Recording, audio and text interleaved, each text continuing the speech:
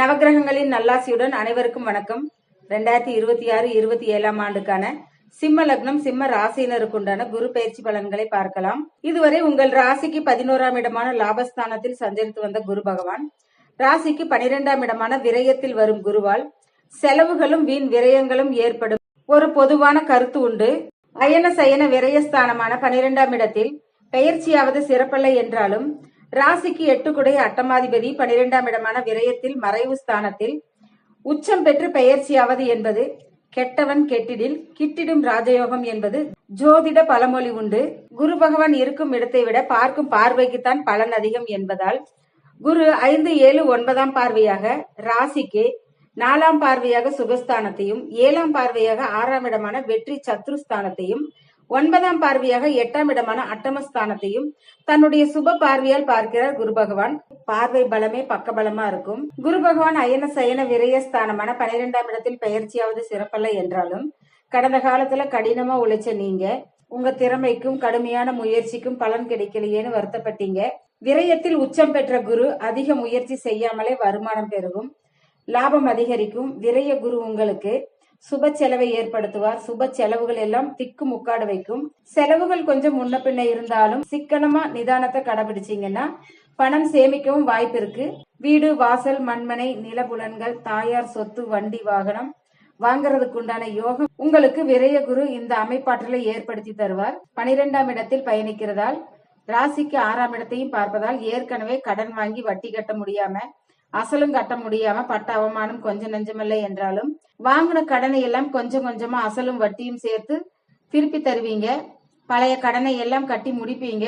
நீங்க யாருக்காவது கஷ்டம்னு கேட்டப்ப கடன் கொடுத்து அந்த பணம் திரும்பி வராம வாரா கடனா இருந்தா அந்த பழைய கடன் பாக்கி வசூலாகும். தூக்கம் இல்லாம அவதிப்பட்டவங்க குடும்ப டாக்டர் அக்கம் பக்கத்துல சொந்தக்காரங்க அவங்க இவங்கன்னு சொன்ன மருத்துவர்கிட்ட எல்லாம் போய் பார்த்து டாக்டர் எழுதி மருந்து மாத்திரை எல்லாம் சாப்பிட்டு பார்த்தாச்சு, நோய் குணமான பாடில்லைன்னு நோயால் பாதிக்கப்பட்டவங்களுக்கு எல்லாம் மாற்று மருத்துவம் மூலம் நோய் படிப்படியாக குணமாகும்.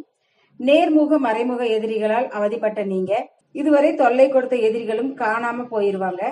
உங்களுக்கு நல்ல நண்பர்கள் அமைவாங்க, பக்கபலமா இருப்பாங்க. அவங்களால நன்மையும் லாபமும் உதவியும் கிடைக்கும். குடும்பத்துல இருக்கிறவங்க கிட்ட உறவினரிடம் மனஸ்தாபம் ஏற்படும். கொஞ்சம் நிதானமா யோசிச்சு பகை வராம பொறுமையா பேசுங்க. நிதானத்தை கடைபிடிப்பது நல்லது. கொடுத்த வாக்கை காப்பாற்ற முடியாம நாணயம் தவற வாய்ப்பு இருக்கிறதுனால நீங்க யாருக்காச்சும் நான் அதை பண்றேன் இதை பண்றேன்னு சொல்லி யாருக்கும் வாக்கு கொடுக்காதீங்க. அதே மாதிரி சொந்த பந்தங்களா இருந்தாலும் சரி, உறவினர்கள் நண்பர்களாக இருந்தாலும் சரி, சொத்து கோர்ட் கேஸ் பிரச்சனை பேங்க் செக் புக்ல உதவி செய்யறேன்னு சொல்லி யாருக்கும் ஜாமீன் கையெழுத்து போடாதீங்க. நீங்க தேவையில்லாம வம்புல மாட்டுவீங்க. பல நேரத்துல தொழில் ரீதியாகவும் வியாபார ரீதியாகவும் ஏற்றங்கள் இருந்தாலும் சில நேரத்துல கவனக்குறைவால் சரிவு ஏற்படவும் வாய்ப்பு இருக்கு. கூட்டு தொழில் தொடங்க புதிய முயற்சி பண முதலீடு செய்வதை தவிர்ப்பது நல்லது. அலுவலகத்தில் நீங்க எந்த துறையில் இருந்தாலும் சரி, வேலையில் ஒரு சிலருக்கு இடமாற்றம் பணிமாற்றம் கிடைக்க வாய்ப்பில்லை.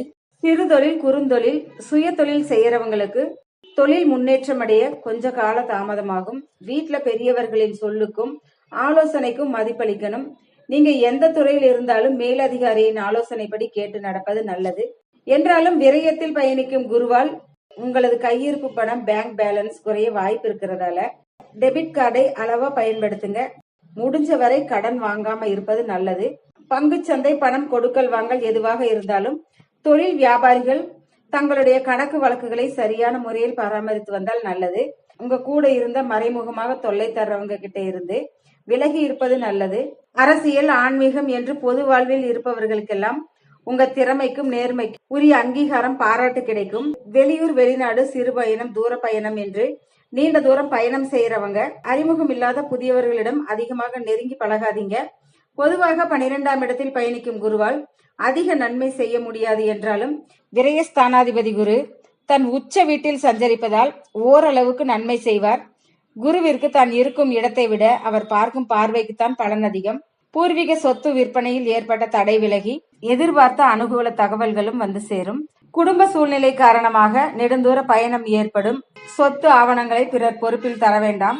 கோர்ட் கேஸ் விவகாரங்களில் உங்களுக்கு சாதகமான தீர்ப்பு ஏற்பட்டாலும் புதிய பிரச்சனையில் சிக்காமல் சற்று தள்ளி விலகி இருப்பது நல்லது.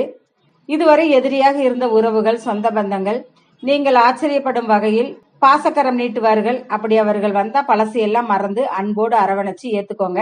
கடன் குறையவும், கடமைகளை நிறைவேற்றவும் பயிற்சியாகும் குருவின் பார்வை பலன் கொடுக்கும்.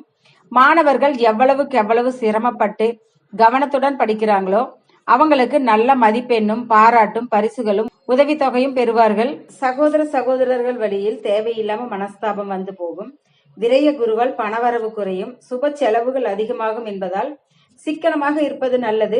சிம்ம ராசி திருமண வயதில் உள்ள ஆண்கள், பெண்களுக்கு திருமணத்திற்கு சாதகமான குரு பலன், குரு பார்வை இல்லைனாலும் அவரவர்களின் ஜனனகால சுய ஜாதகத்தில் திருமணத்திற்குண்டான யோகமான, சாதகமான தசா புத்திகள் நடைபெற்றால் திருமணம் நடைபெறும்.